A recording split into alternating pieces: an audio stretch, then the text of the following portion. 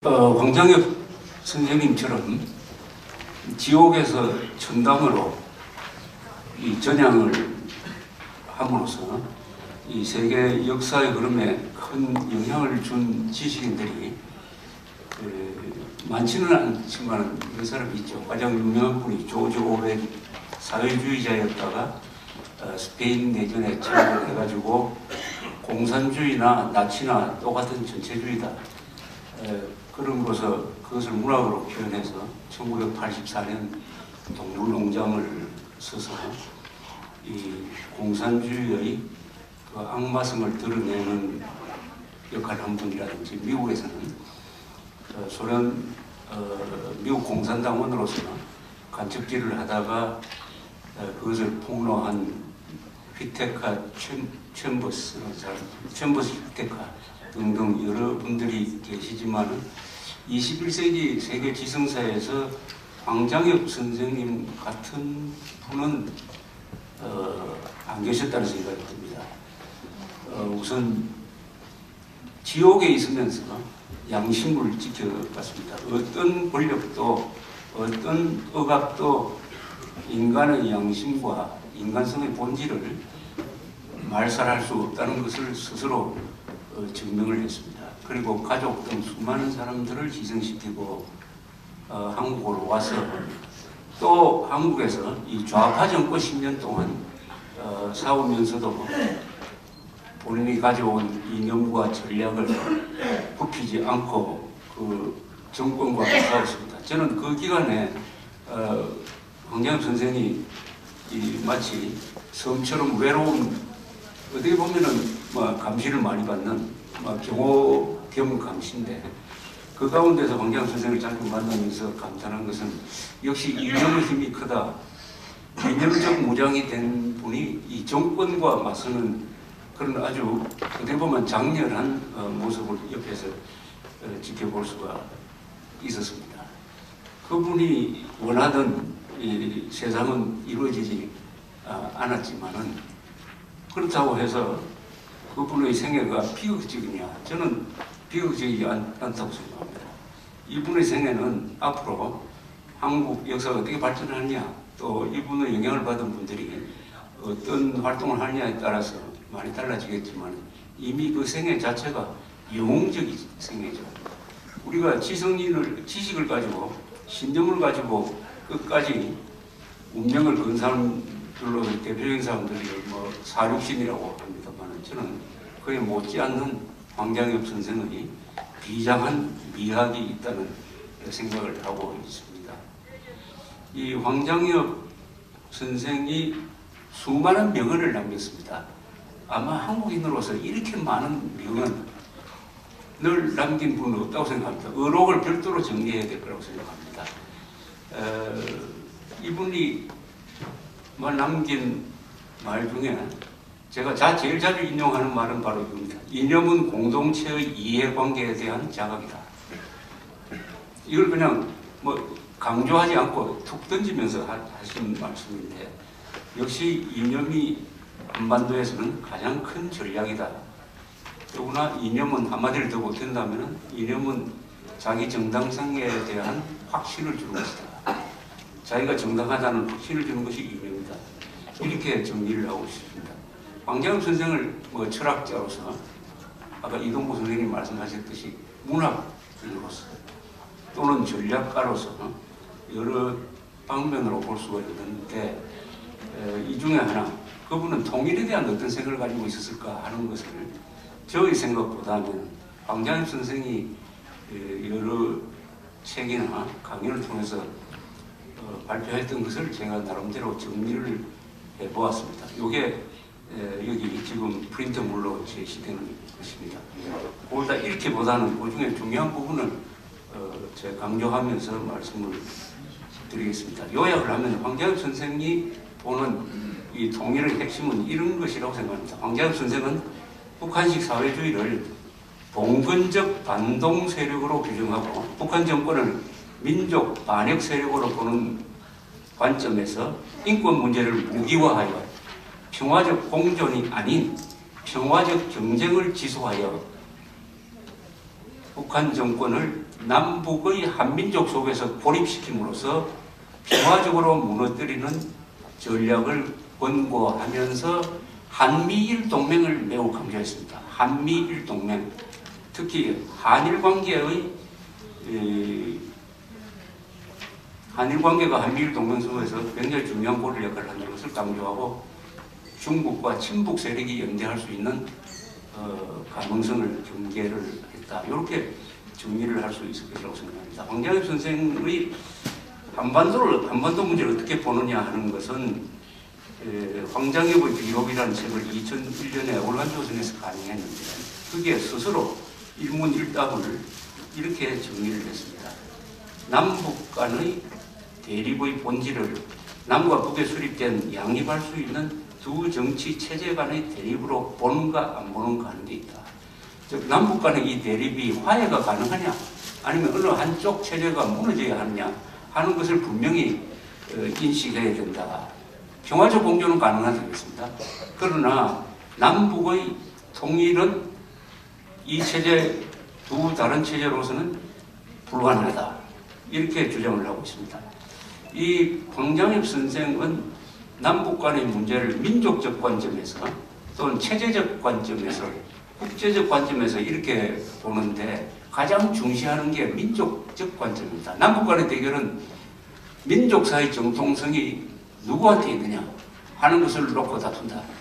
또 체제 경쟁이기 때문에 어떤 삶의 양식을 살아갈 것이냐 하는 것을 놓고 다투는 따라서 타협이 절대로 불가능한 총체적 권력 투쟁이다 하는 것이 황장엽 선생의 말씀인데 이것을 한 문장으로 정리하면 남북관계의 본질은 민족사의 정통성과 삶의 양식을 놓고 다투는 타협이 절대로 불가능한 총체적 권력 투쟁이다 하는 것이 황장엽 선생의 이 한반도의 대결 구도를 보는 시각이었다고 이렇게 생각을 합니다. 그런 점에서 황장엽 선생은 이 국제적인 관점에서 한미일 삼국의 공조체제를 견지하는 것이 통일로 가는 가장 기본적인 힘이 되어야 된다. 특히 미국이 한반도 통일에서 분단의 당사자로서 반드시 미국이 통일 과정에 참여해야 된다 하는 것을 강조하고 있었습니다. 독재 정권과 북한 인민을 갈라서 보아야 된다는 것은 너무나 원칙적인 이야기고 그리함으로써 황장엽 선생은 이 평화적 경쟁이라는 말을 강조를 하고 있습니다. 평화공존은 남북 간에 휴전선을 사이에 두고 휴전 체제에서 가능하지만은 평화공존으로서 통일 문제는 이루어지지 않는다. 반드시 평화적 경쟁을 해야 된다. 평화적 경쟁이야말로 황장엽 선생이 많이 주장하는 민주주의 원칙에 맞는 공명정대한 방법이다. 평화적 경쟁을 하자. 이 평화적 경쟁이라는 것은 북한 체제를, 북한 정권을 무너뜨리는 방향의 목표를 확실히 한 다음에 해야 된다. 평화적 경쟁은 평화 공존을 위한 것이 아니라 북한 정권을 무너뜨리기 위한 전략으로서 해야 된다 하는 것을 강조를 하고 있습니다. 황장엽 북한 정권 붕괴 전략의 핵심은 평화적으로 무너뜨리기입니다. 북한 정권을 평화적으로 무너뜨린다. 전쟁을 해서 북한 정권을 무너뜨리려고 하는 것은 그건 하지하다. 우리는 미소 냉전 시대 때 미국이 총 한 방 안 쏘고 핵무기를 잔뜩 가진 소련을 내부로부터 붕괴시킨 이 전략을 한반도에서도 적용해야 된다. 그렇게 하기 위해서는 미국이 그러했듯이 특히 1975년에 헬싱키 선언 때 이 인권의 원칙을 소련이 받아들이도록 한 이 전략을 한반도에서도 써야 한다. 인권을 무기화해서 북한을 평화적으로 무너뜨려야 한다. 이런 말씀을 강조를 했습니다. 이 남북 대결의 본질에 대해서 황장엽 선생이 한 이야기를 그냥 되풀이해서 말씀드리면 이렇습니다. 남북 관계는 누가 민족을 대표하는가 하는 것을 놓고 벌이는 권력 투쟁이다. 민족주의를 버리면 독재와 민주주의는 평화공존할 수 있으나 양측이 모두 민족주의 입장에서 통일을 지상과업으로 내세우고 있는 조건에서는 수령 절대주의와 자유민주주의의 대립과 충돌은 불가피한 것이다. 남북 간의 대결은 두 가지 대결이 같이 가고 있다. 하나는 사회주의 독재냐 자유민주주의냐 하는 이념 또는 체제 정치 제도의 대결일 뿐만 아니라 또 하나는 한반도에서는 한 단체만이 챔피언이다. 정통국가다. 한민족은 일민족 1국가의 전통을 계속하고 있으므로 일민족에 두 개의 국가가 있을 수 없다. 정통국가는 하나밖에 없다 하는 민족적 정통성이 더 중요한 대결구도의 핵심이다. 이런 이야기를 하고 있습니다. 그래서 이런 싸움에서는 타협이 있을 수 없다. 정통과 이단으로 갈려서 싸우는 데는 승리와 패배가 있을 뿐 양보, 타협, 중재가 있을 수 없다. 더구나 이념이 서로 다르다. 이념이란 것은 가치관인데 정확히 정책이 다르면 타협할 수 있으나 이념이 다를 경우는 하나로 통합될 때까지 싸우게 되어 있다. 인권으로 무너뜨리게 대해서 그 방법론에 대해서 황교안 선생은 자유민주주의 체제가 수립되는 방향으로 경제 원조를 해줘야 한다. 이렇게 딱 단서를 달고 있습니다. 북한한테 경제 원조를 해주더라도 그 방향이 목적이 그 경제 원조를 통해서 북한의 수령 체제를 붕괴시키는 방향이라야 된다. 이 목표를 잊어버려서는 안 된다. 화해, 협력, 북한 인민의 무슨 생활 향상 등등 그것이 중요한 것이 아니라 그 돈이 들어가서 물자가 들어가서 수령 체제를 붕괴시키지 않으면 안 된다. 이 목표 의식을 굉장히 강조하고 있습니다. 그래서 이렇게 정리를 합니다. 평화적 방법으로 문제 해결을 한다는 것은 평화적 방법으로 적을 돕는 것을 의미하지 않는다. 우리는 전쟁을 일으키지 못하게 하는 조건에서 북한 정권을 붕괴시키는 것은 다 평화적 방법이라고 생각한다. 한국의 좌파들은 북한 붕괴 전략을 이것은 평화를 해치는 전략이라고 억지를 쓰지만 황교안 선생은 그게 바로 평화적 정책이다.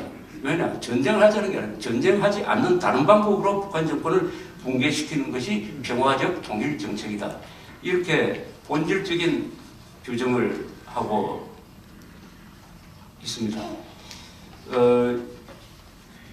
황교안 선생은 김일성이 했다는 말을 가끔 인용을 합니다. 김일성이 이야기하기를 한국이라는 나라는 갓을 쓴 노인과 같다. 갓걸이 두 개다. 하나는 한미동맹이고 하나는 한일 관계다. 두 갓걸을 잘라버리면 바람이 불었을 때 갓이 날아간다. 즉 한미동맹만큼 한일 관계의 개선, 우호 관계를 아주 강조하셨던 것이 아주 요즘 어떻게 보면 친중 반일적인 이 분위기가 일어나고 있는 이런 점에 하나의 경고가 아니냐 이렇게 생각이 듭니다. 그래서 중국과 친북 세력의 연계 가능성을 걱정을 하고 계셨습니다. 중국이 북한을 버리지 않는다. 중국이 북한을 필요로 하는 이유에 대해서 우리가 생각하지 못하는 관점을 이렇게 이야기를 하고 있습니다. 북한의 수령 유일 독재 체제는 중국 인민들로 하여금 낡은 중국의 고통과 불행을 연상시키는 신뢰로 되어 오히려 중국의 현 체제의 우월성을 믿게 하는 도움으로 될 수 있다. 북한이라는 이 양아치 같은 조폭 같은 이런 체제가 있음으로 해서 중국 사람들한테는 과거도 우리가 북한 같은 모습이었지 지금이 훨씬 낫지 하는 생각을 갖게 함으로써 중국 사람들이 불만을 잠재울 수 있는 그런 시범 케이스로서 북한이 중국 지도자한테는 필요하다. 이런 이야기를 하고 있었습니다. 그러나 이 중국이 경제적으로 발전해가지고 하면은 지리적으로나 역사적으로 한국은 중국과의 관계가 너무나 깊기 때문에 사대주의적인 생각이 다시 한국 사람들 사이에 일어나고 그렇게 했을 때 한국의 친북 세력이 친중 세력으로 바뀌었을 때 이 중국 세력과 한국의 친중 좌파 세력이 결합되는 것을 어떻게 할 것이냐 하는 데 대해서 경고를 했던 기억이 납니다. 이 황교안 선생은 북한 정권의 본질을 여러 가지 쉬운 말씀으로 정리를 많이 했습니다. 무산자는 뭐냐? 무산자는 쉽게 말하면 무식자다. 무식자가 통치를 하려면 폭력을 쓸 수밖에 없다. 이게 아주 쉽게 한 말씀이고요. 그 다음에 계급투쟁론을 모든 사회주의든 뭐든 결국은 계급투쟁론이다. 악의 근원은 계급투쟁론이다. 계급투쟁론이 있는 한 그것은 불가피하게 전체주의 독재로 갈 수밖에 없다. 흔히 마르크스가 말한 이론은 좋았는데 레닌이 그것을 권력투쟁으로 바꾸는 바람에 마르크스의 원래 의도가 뭐 훼손됐다고 변명하는 그것을 가차없이 공격을 하면서 만왕의 근원은 마르크스의 계급투쟁론에서 나오고 있다 하는 이 계급투쟁론을 강조하는 것이 아주 인상적이었습니다. 그런데 황장엽 선생에 대해서 오해가 있습니다. 이분이 김일성을 비판 안 한다. 그래서 진짜 전향했느냐 하는 이런 막말도 나왔습니다만 김일성에 대한 본질적인 비판을 여러 번 했습니다. 공식적으로든 사석에든. 이 이상 지식인이 이 이상 더 아픈 비판을 할 수 없죠. 2001년 월간조선에서 나온 책에서 이렇게 썼습니다. 그는 김일성은 자기 아들의 권력 앞에 아부함으로써 자기 자신을 잃어버리는 마지막 과오를 범하고 말았다. 정권을 아들에게 넘겨줌으로써 김정일과 함께 수치스러운 길을 걷게 되었으며 그의 한 생의 전반부까지도 다 망쳐버리는 결과를 초래했다. 이 이상은 어떻게 김일성을 비판합니까? 또 사설에서 저한테 한 이야기는 김일성은 속물이었다고 했습니다. 스탈린과 모택동은 악당이었지만 한 구석에는 그래도 영웅적 풍모가 있었다. 가족을 편애하지 않았다. 그러나 김일성은 김정일을 한때 권력을 넘김으로써 속물이 되어버렸다. 마지막에는 아들의 포로가 되어버렸다. 라고 이야기했습니다. 김대중 노무현에 대한 비판은 뭐 수도 없이 했습니다만은 인간중심 철학 원론에서 한 문장을 제가 한번 읽어보겠습니다. 북한의 독재 집단이 핵무기를 가지고 남한을 위협하고 있는 상태에서 북한을 찾아가 막대한 외화까지 주면서 평화를 구걸하고는 앞으로 전쟁은 없을 것이라고 하여 국민들을 정신적으로 무장해제시키고 참다운 평화의 수호자인 동맹국을 멀리하도록 한 햇볕 정책 주창자들은 국민을 속이는 반역 행위를 감행한 위선자라고 평가해야 옳을 것이다. 황장엽 선생이 말씀드리고 있는 이 통일 대전략은 뭐 여기 계신 분들이나 한국의 보수 세력이 생각하고 있는 것과 뭐 거의가 아니라 뭐 거의 90% 일치한다고 생각을 합니다. 전략 밑에 있는 전술이나 정책은 그때그때 상황에 대해서 달라질 수 있지만 황장엽 선생의 이 정확한 현실 인식과 이념을 바탕으로 한 전략은 하나의 우리가 통일로 나아가는 길에서 하나의 기준이 되지 않을까 생각하면서 제가 황장엽의 통일 전략이라고 하지 않고 통일 대전략이라고 붙인 이유가 그게 있다는 것을 말씀드리면서 저 얘기를 끝내겠습니다. 감사합니다.